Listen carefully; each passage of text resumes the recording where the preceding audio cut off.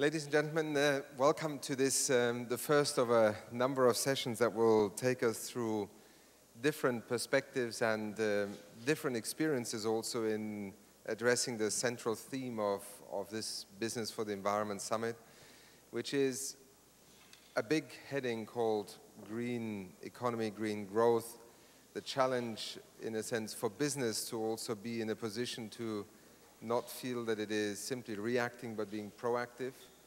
But with the panel here this morning representing experiences from government through to the United Nations, non-governmental organizations, think tanks, the private sector, sectors of the economy, Nick Nuttall has already introduced the panel, so I will not repeat it now, but just on my behalf also, thank you very much for accepting to be here on this podium.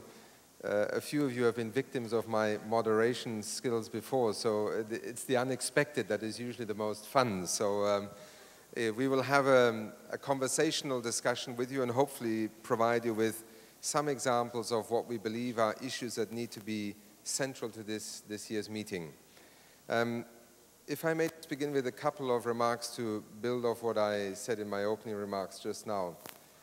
In this audience here, we do not need to, I think, establish the case for why we need to act. I think there would probably be few people in this room here at this conference who do not accept, at least in principle, the necessity to act.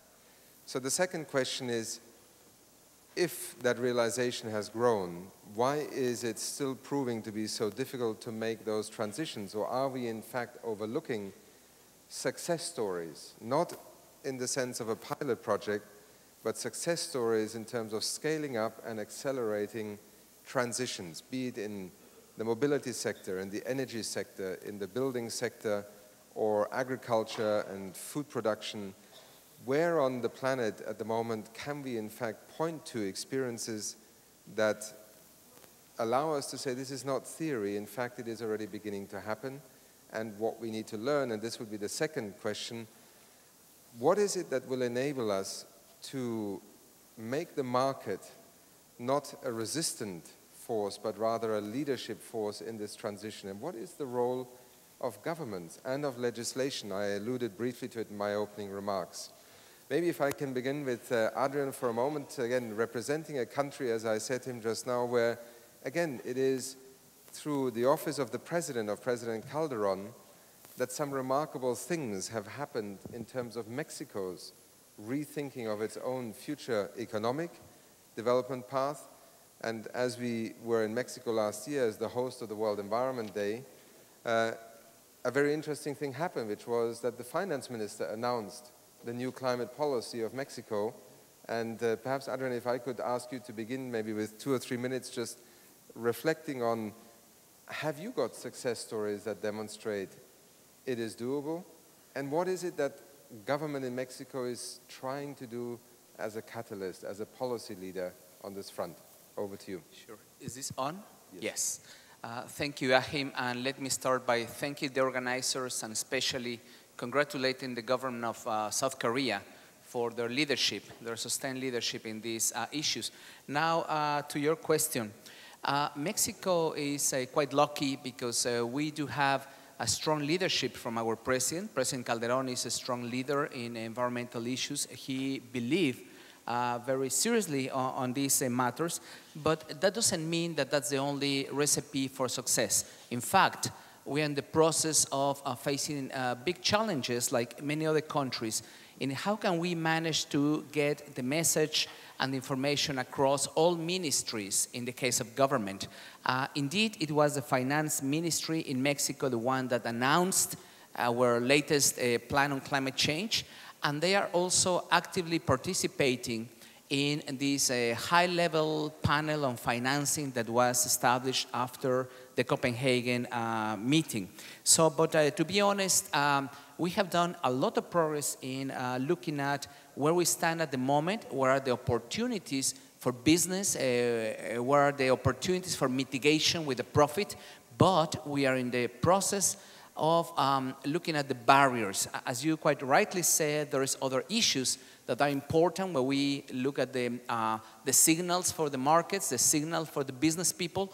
And one of the key areas where we have to work more is working with the legislative branch, working with the Congress, because we need to change, we need to make some structural changes, and we have to level the field for competition, and we have to send very clear signals to the markets that, as you very clearly said, the scope, the scale, and the pace at which we all have to change the paradigm is huge. So we cannot just let business working on their own. So government has the ultimate responsibility of sending very clear signals, and the best way to do it, I think, is with very clear, expeditious legislation that set a record clear.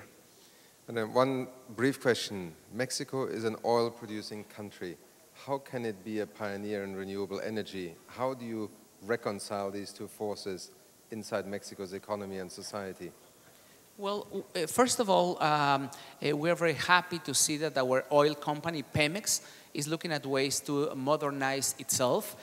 They have a very comprehensive plan that is in the making to look at all possible ways to change the way to do business. Also, they're in the process of identifying opportunities for diversifying their activities, just like many other large oil companies around the world are doing. And we hopefully will be able to prove that it is possible to continue for some time, not forever, for some time in the oil business, but changing substantially the way we refine and we exploit oil, but also being conscious that we have to start preparing for the main paradigm shift, as you put it. So we know that we cannot continue forever in the oil business, and so we are going to have to look at a transition that takes place in a smooth but quite quickly way. Which is a wonderful opening line for Angelina, who, as chair of the World Council for Renewable Energy, in a sense is both somebody who is looking at a very complicated and sometimes frustrating history of opening up markets and getting governments and consumers to buy into this idea that the world could power itself significantly through renewable energy. At the same time, you're almost living on the crest of a wave that is unprecedented really in modern industrial history, what has happened just in the last 15 years. Angelina, to you, and perhaps also a comment on not just Mexico, but what have we learned, first of all, in terms of the scaling up of renewable energy? And secondly, what is it that in government policy can, even in an oil-producing country, because there are many, and others are coal producers, coal mining nations, make an alliance even possible between the old energy economy and the new energy economy? Over to you.